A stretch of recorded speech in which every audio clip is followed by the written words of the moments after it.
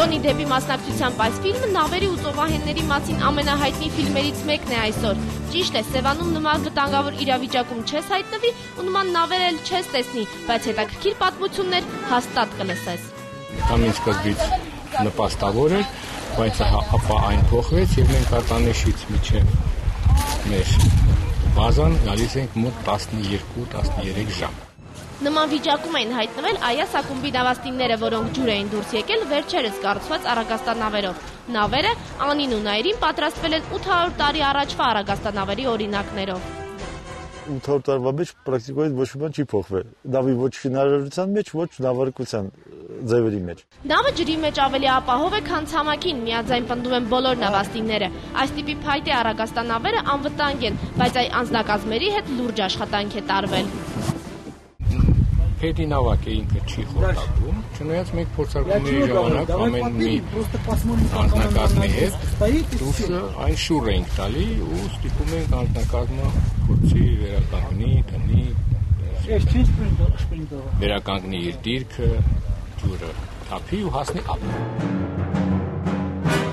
Նման նավերով նավարկելը դժվար է, բայց ակումբի նավաստինները նոր անդամներին դեմ չեն, տարբերություն չեն դնում, ընդունում են բոլորին, նույնիսկ կանանց։ Կինը նավի վրա վատ նշան է, ասացվածքը վաղուց թողել են անցյալում։ Երբ որ նավը դուրս է գալիս ծով մի քանի ամսով եւ այլն, այնտեղ փսիխոլոգիական բաներ կա, որովհետեւ եթե մի կինա 100 տղամարդ խնդրեմը կծակի անպայման։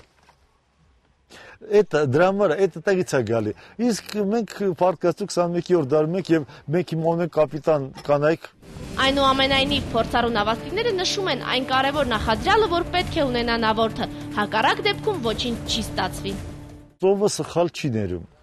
որովհետեւ մի մարդու սխալը ծովում կարող է կործանի ամբողջ նավը։ Նավագնացության հանդեպ երիտասարդների հետաքրքրությունը վերջերս է աճել, ինչով է դա պայմանավորված ոչ ոք չգիտի, բայց բոլորը ուրախ են։ Ալիկը մասնագիտությամբ օդաչու է, ճախրում է նաև պարապլանով։ Մի օր եկավ, տեսավ ու որոշեց սա էլ սովորել, հետո էլ կապվեց։ Հիմա կանգնած է դժվար ընտրության առջև։ Չեմ կարող ընտրել։ Առանց օդի էլ չեմ կարող ապրել, սա էլ ոնց որ արդեն կամաց դառնում է նույն ձևի ինչ որ մի երևույթ, որ առանց որի չեմ կարող ապրել։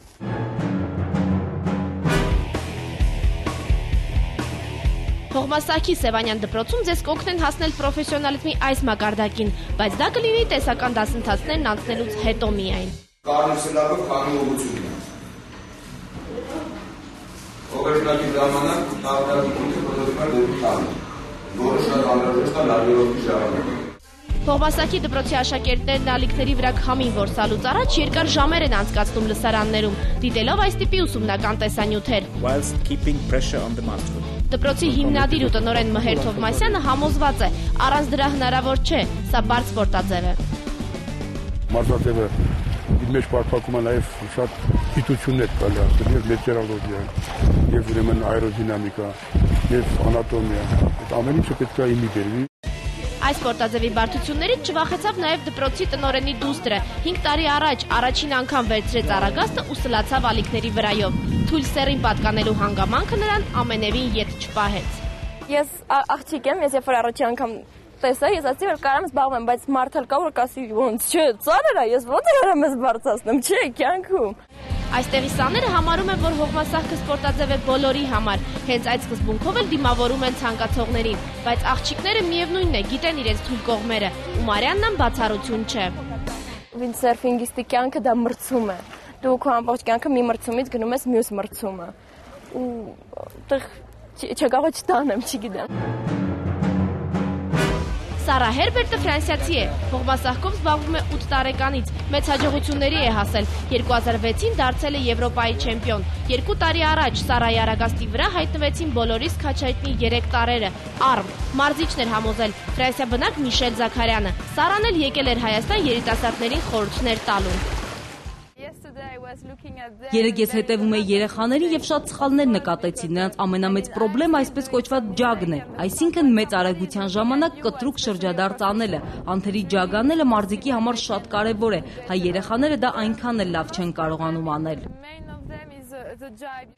Շատերի համար առաջին հայացքից վտանգավոր թվացող այս սպորտաձևը Սարայի համար ադրենալինի պակասը լրացնելու ու հաճույք ստանալու միջոց է։ Իրականում հողմասահքը վտանգավոր չէ, այդպես թվում է միայն, շարունակում է պնդել Սառան։